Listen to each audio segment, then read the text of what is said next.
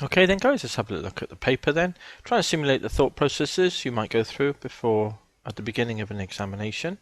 When you go into the exam, it's always good practice to have a look through the examination paper. For one thing, it helps you to visualize, to get into your head rather, what's in the examination itself. So you can flick through all the questions, and even though you're not actually doing them at that time, subconsciously your mind has started to work on the problems. So it's advantageous to do that because it may save time in the long run, and it also gives you as much time as possible to try and work out solutions subconsciously before you actually come to the question itself. It also enables you to choose questions that you feel comfortable with. So you prefer to do questions to get you off to the best possible start is generally speaking good practice. So you can find a question you like. If it's not the first one, then you can find another question. So this is the C3 paper then. Let's have a quick look through it, shall we, for the WJEC examination board for January 2011 paper. Let's have a look at this, see what we think of this particular paper then.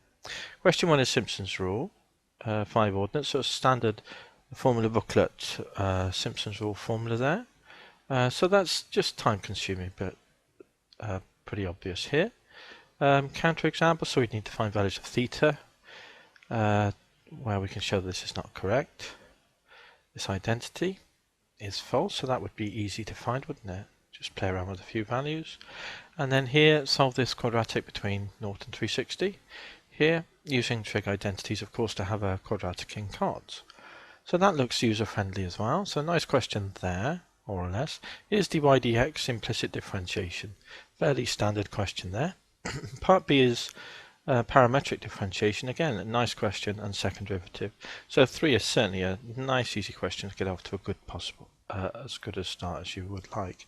So of the first 3, I think question 3 is certainly a good candidate to maybe think about doing at the outset of the exam. Here we've got recurrence relations then. We can show that it's got an alpha between, and it has a root between 0 and 1. This is the recurrence relation. This is easy to do with a calculator. As long as you're familiar with working in a calculator with these problems, it's fairly quick and user-friendly to do that. Differentiation here, standard differentiation, function of a function, product.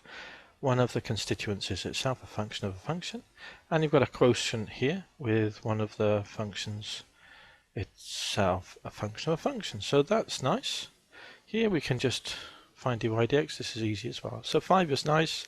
3, 5, and then maybe 4 perhaps. 1 and 2 can also be done as well. Here 6 is very user-friendly.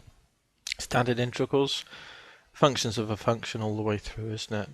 And then this integral here, this is a log, and it's an evaluation of that. So that's nice. 7 is ideal. Nice little bit of work on moduli here. So this is just moving a moduli over through the equation here, tidying up and find out what it equals and solving.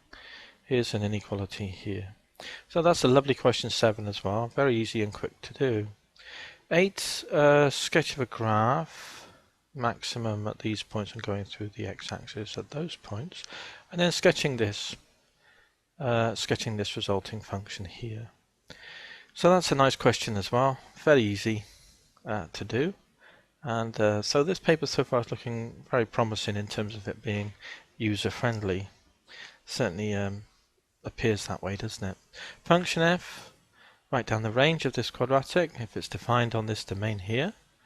Find the inverse, evaluate the inverse at 6. Verify part 1's correct, that's easy to do, all of that. And then, so 9's good, and then there's 10 questions in this paper. So we've got f and g then. Here and here, composite functions, solve this equation to 3dp. Yeah, again, it's so overall then, look, this is an okay question as well. So overall, it looks a really nice user-friendly paper to do. So yeah, there may be a few of them, like Simpson's rule might take a while. But there were some integral and differential equation questions and parametric and implicit functions. All those types of ones that are fairly standard would be good to do perhaps at the beginning.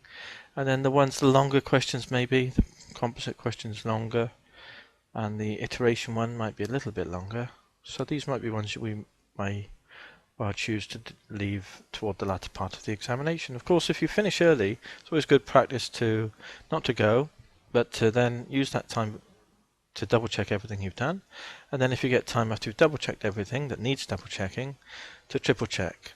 Of course, if you can't do certain parts of the question, sometimes there's questions that carry on from a certain point where you can just carry on with the part of the question. So even if you can't do a question, always look at a question to see, is there a subset of that question that I can do to still get some marks as well, of course.